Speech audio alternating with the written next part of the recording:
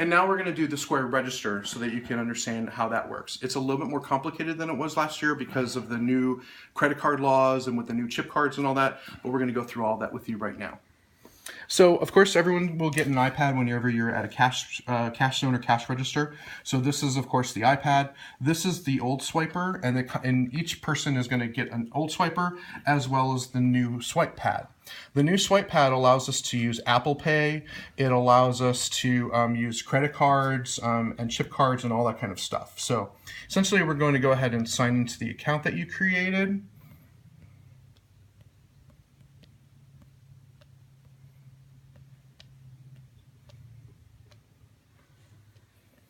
And I'm not going to show you the password.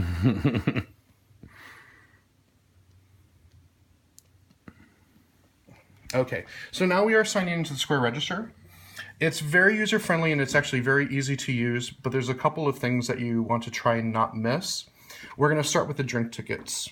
So the drink tickets would be DR, the raffle tickets would be RA, the donations button in case you get somebody that wants to just happen to make a donation. The event tickets would be right here, and merchandise, which is ME. So we're going to start with the drink tickets. So obviously we're going to open up the drink tickets menu, and these are the different types of drink tickets. Just remember, whenever they use a credit card to purchase drink tickets, you do have to always include the credit card fee for processing. You don't have to use the credit card fee for processing whenever they're going to buy merchandise or it's just merchandise, right? Individual party tickets. And individual party tickets. Not raffle tickets. And not raffle tickets, just for the drink tickets. So we want to encourage the guests to purchase as many drink tickets at a time so that they don't have to keep on paying that 75-cent fee. So you want to sort of encourage them to, get more tickets just for that instead of just for that day. Maybe, hey, do you have enough drink tickets for the entire weekend so that you don't have to pay that 75-cent fee? You get the drill.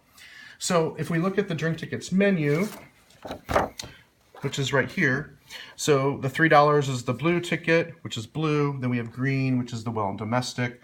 So let's just say that we want to get 2 domestic beers, and then we want to get 2 Jack and Diets. So essentially, that would be a $5 green ticket, and then it would be a 2 yellow tickets for the Jack Daniels. So we're going to go ahead and hit green tickets, and we're going to go ahead and hit the quantity up to 2, and we're going to add that. Then we got to go back into drink tickets. We're going to go ahead and hit yellow tickets. We're going to hit the quantity to 2, and we're going to add, and then we're going to add that. And then you do have to do the credit card processing fee, which is right here, and we're going to go ahead and add that. So your total is going to be $24.75. That's your charge. So essentially, we're going to go ahead and hit charge. And then this is what you would do. So if I was going to use my card with a chip, I would be taking my chip card and I would be sticking it into here. I don't know if it's going to process or not, but so I would slide it all the way in, and then it'll give you a green light when it's ready to go. So you don't want to remove the card until it's actually processed. The chip must stay inside the reader at all times until the transaction is finished. If they don't have a credit card with a chip, you're going to just go ahead and swipe right here with the old chip reader, and you'll be able to do both. But also just remember that this does do an Apple Pay. So people can actually take their cell phone and they can go to their wallet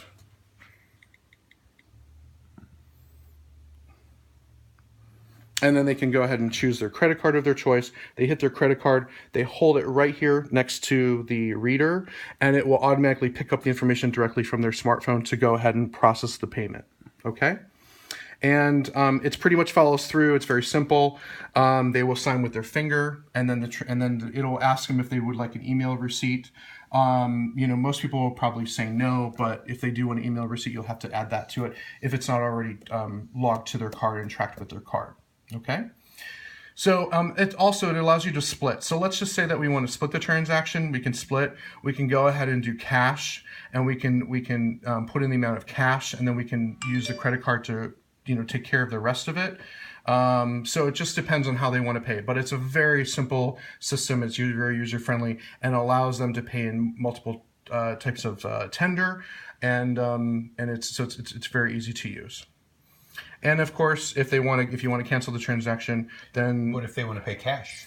if they want to pay cash, then you're going to hit charge, right? Yep. Charge, and then you're going to just go ahead and hit cash, and then you're going to tender that sale out. I'm not going to actually hit the button because then it'll tell us that we have 24.75 in sales, and we don't want to do that. So just remember, whatever you do here is live and instant. So if you make a mistake, make sure that you call supervisor over, and then we can go ahead and handle that change or that mistake. If you do make a mistake, always use your balance sheet to write down, over tender $25. You can use the back of your sheet in case there's a mistake, so that we can find that transaction and go ahead and delete that transaction in the system. Okay? That's pretty much it for the Square Register. Greg, am I If you want to cancel the sale, you just hit clear items, and that takes care of it. The only other thing is raffles. Of course, the raffle tickets are there.